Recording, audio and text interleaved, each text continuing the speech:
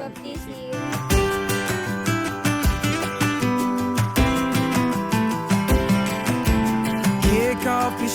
Ang Minor Basilica ng St. Anne ay natutuwa sapagkat sa umagang ito, si Rayleigh Ethan ay tanggap ng sakramento ng binyag. Pagpalain kayo ng pong may kapang sa ngalan ng Ama at ng Anak at ng Espiritu Santo. Clear your mind and watch the clouds roll away. So shake off the blues, it's all in the moves you make. Hey, hey. Everything is gonna work out. Everything is gonna work out. Let me call on, of course, Daddy Ron and Mommy S with their newly baptized child, Baby Riley. Everything is gonna work out. Nung maliit siya, hindi siya ganong kakulit, pero nung habang patagal, nagiging bibo po siya, tsaka tingin ko po na matalino siya kasi po ang dali niya po makakuha ng mga bagay ba. Napakamasayahing bata po. Kaya lahat po ng halos makakita po kay Ethan, natutuwa din po sa kanya. Don't quit your daydream.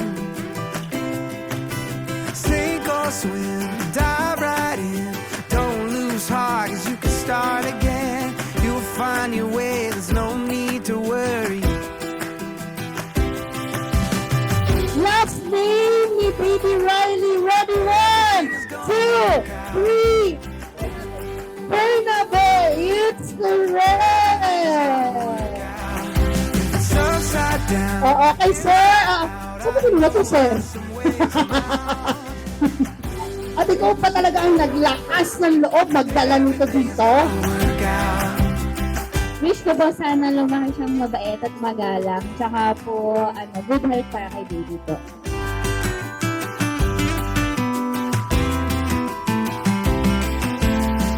Ang wish ko sa Ethan na sana habang lumalaki ka, kilalanin mo yung lahat na nagmamahal sa'yo para paglaki mo, alam mo sino ang mga tatakbuhan mo.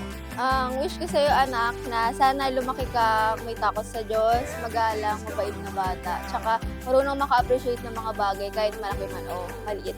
Mahal na mahal ka namin!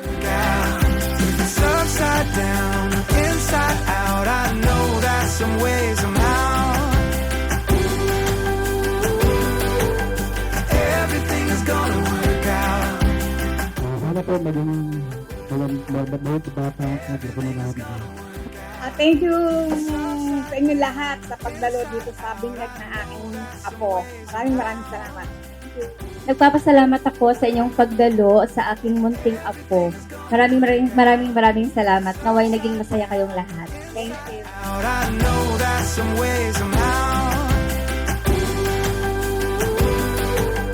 Everything is gonna Hi, Ethan! We love you! work out.